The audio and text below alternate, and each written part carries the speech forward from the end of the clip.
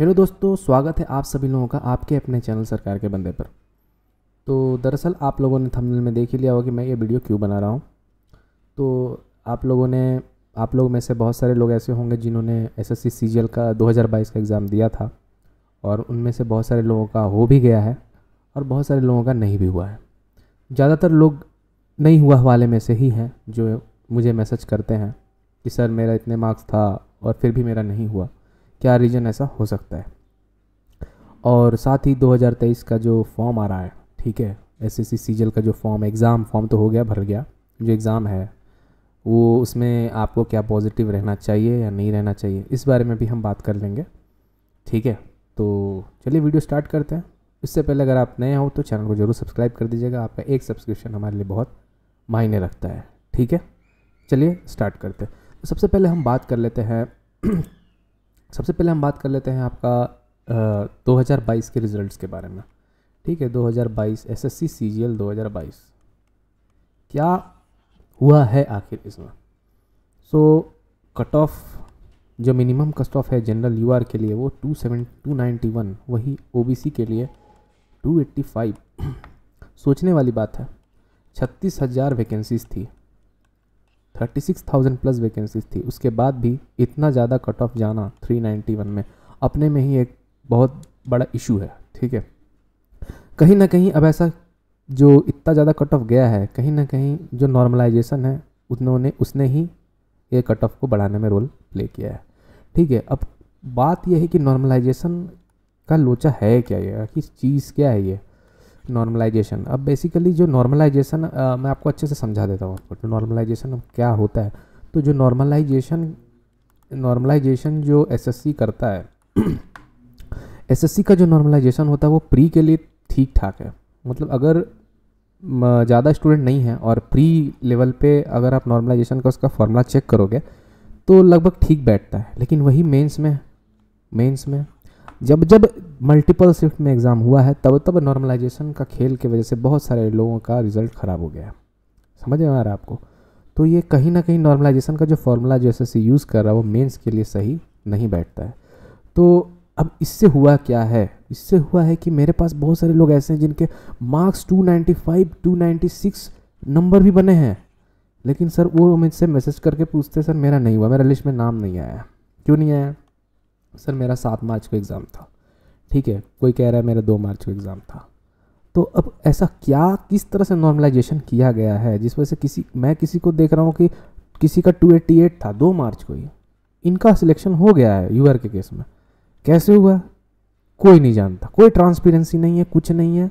अब जब तक मार्क्स आएगा नहीं तब तक बता भी नहीं सकता कोई कैसे नहीं हुआ, क्योंकि अब यहाँ से तो डायरेक्ट पता चल रहा है कि इनका मार्क्स क्या हुआ है, रिड्यूस कर दिया गया है नॉर्मलाइजेशन करके, और इनका मार्क्स को बढ़ा दिया गया है, जबकि ये भी 2 मार्च के थे और ये भी 2 मार्च के थे। यानी कहीं ना कहीं सेक्शनल नॉर्मलाइजेशन किया गया है, ऐसा हम बोल सकते हैं। ठीक है, लेकिन अब वही बात है, अगर आप मल्टीपल शिफ्ट में एग्ज़ाम लोगे तो किसी का 50 नंबर बढ़ा दोगे, 50 नंबर तो नहीं बढ़ना चाहिए 50, लेकिन 2017-18 केस में शायद ऐसा भी हुआ था कि 50 से 100 नंबर भी बढ़ा था। तो अभी कितना नॉर्मलाइजेशन हुआ किसी को नहीं पता है, 50 हुआ है, 30 हुआ है। ठीक है लेकिन नॉर्मलाइजेशन अच्छा खासा हुआ है। अगर आप रेशियो निकाल के देखोगे तो लिस्ट में तो ज़्यादातर लोग जिनका सिलेक्शन हुआ है वो 3rd मार्च से ही बिलोंग करते हैं। मतलब मैं सबका नहीं बोल रहा हूँ, अगर परसेंटेज आप निकालोगे ना तो सबसे ज़्यादा लोग 3rd मार्च की, 3rd टफेस्ट शिफ्ट था भाई, टफेस्ट शिफ्ट था। तो इसको इन लोगों का नॉर्मलाइजेशन करके आप बढ़ा दोगे मार्क्स, इतना ज़्यादा बढ़ा दोगे, ये कैसा फॉर्मूला है आपका। पर कोई इस बारे में बात ही नहीं करता।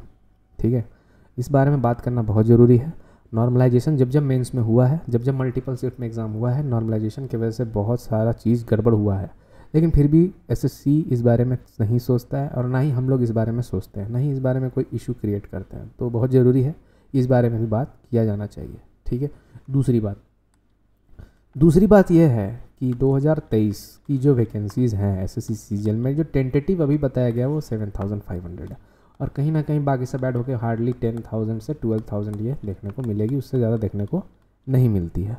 तो अब आपको इस एग्ज़ाम को क्यों देना चाहिए और आपका कितना अच्छा चांस है वो मैं इसलिए बता रहा हूँ कि देखिए 2022 में बहुत सारे स्टूडेंट निकल जाएंगे, अच्छे स्टूडेंट निकलेंगे। ठीक है, साथ ही साथ इसमें मैं ये भी बता दूंगा कि आपका बहुत सारा सीट खाली भी जाएगा, और ये तो सबको पता है कि कम से कम 10,000 सीट तो खाली जाने ही वाला है, लेकिन वो इसमें शायद ऐड ना हो, उसको शायद 2024 में ऐड किया जाए, ठीक है।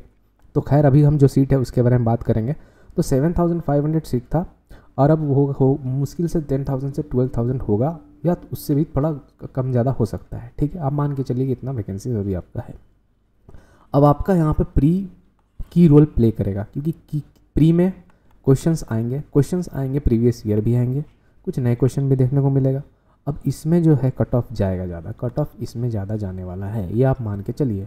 अंडर 100%, अब आप 150 नंबर का टारगेट लेके चलिए, 150 नंबर आप मिनिमम मान लीजिए कि कट ऑफ जाएगा, मान लेते कम जाएगा, देखा जाएगा, लेकिन आप जब मॉक वगैरह लगाओगे तो 150 टारगेट करके चलोगे भाई, मैं पहले ही बता दे रहा हूँ, ठीक है, क्योंकि प्री में कट ऑफ जाएगा। अब इसमें प्री अगर आप क्वालिफाई कर गए ना तो आपको बहुत अच्छा चांस है मेंस में अच्छा स्कोर करने का, मेंस में आपको निकलने का। क्यों मैं ऐसा बोल रहा हूँ, देखो 7,500 मान लो तो कि मुश्किल से 10,000 मान के चलते हैं कि 10,000 वैकेंसी अगर रहता है, तो मेंस के लिए कितने लोगों को बुलाया जाएगा दोस्त, 1,00,000 लोगों को बुलाया जाएगा, ठीक है। 10 टाइम्स लोग को बुलाया जाता है, तो 1,00,000 पीपल्स को बुलाया जाएगा, लोगों को बुलाया जाएगा मेंस लिखने के लिए।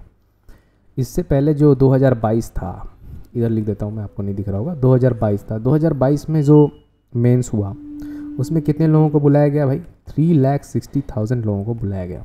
इसके इतने लोगों को बुलाने से नुकसान क्या हुआ हम लोगों को एज ए स्टूडेंट,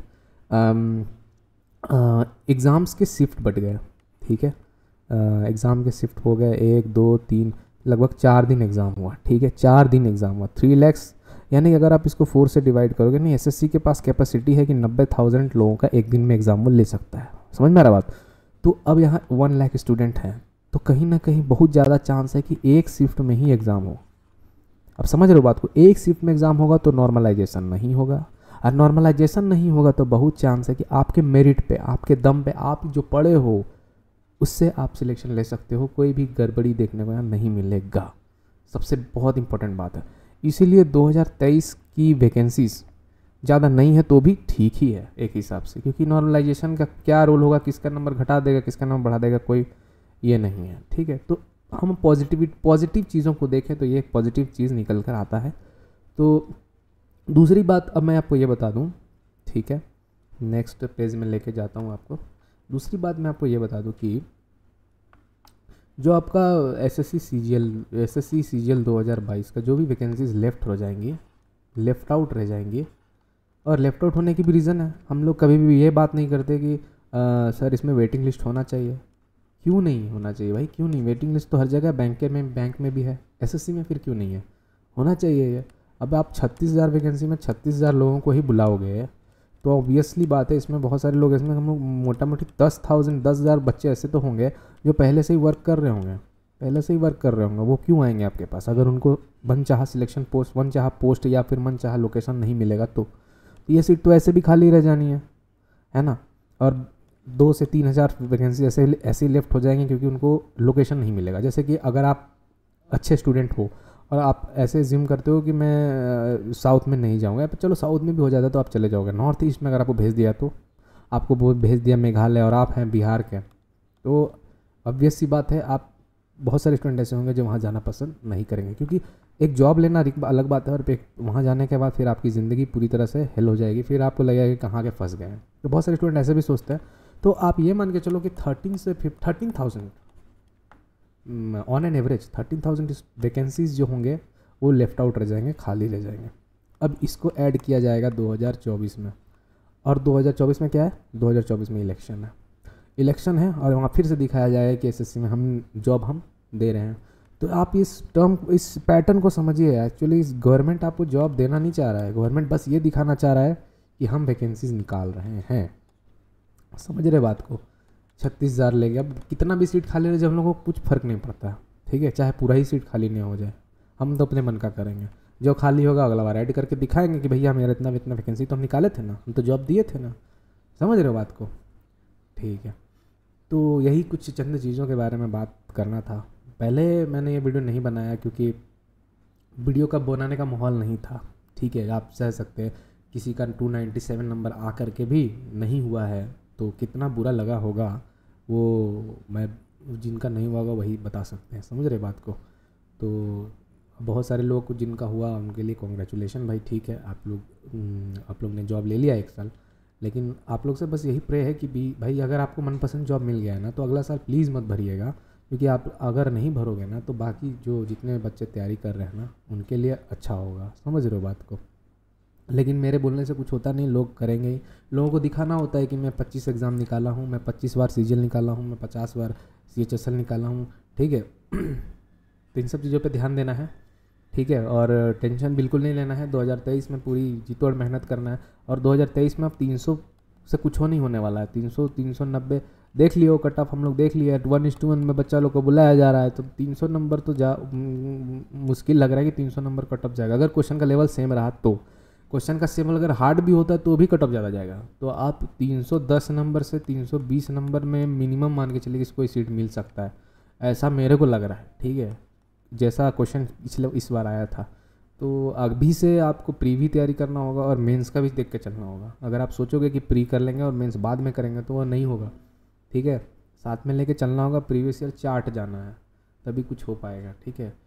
चलिए ठीक है, वीडियो अच्छा लगा तो लाइक कर दीजिएगा, वैसे नहीं भी करोगे तो कोई दिक्कत है नहीं। बस मेरा मोटो था कि आप लोगों को थोड़ा सा समझाऊँ कि क्या सिनेरियो है एसएससी सीजीएल का। उम्मीद करता हूँ आप लोग समझ गए होंगे, ठीक है। और बेस्ट ऑफ लक इस बार। चलिए ठीक है, इस बार नहीं हुआ, इस बार हम लोग कर लेंगे, ठीक है ना, इस बार कर सकते हैं हम लोग, ठीक है। हार नहीं मानना अपन लोग को। चलिए, थैंक यू।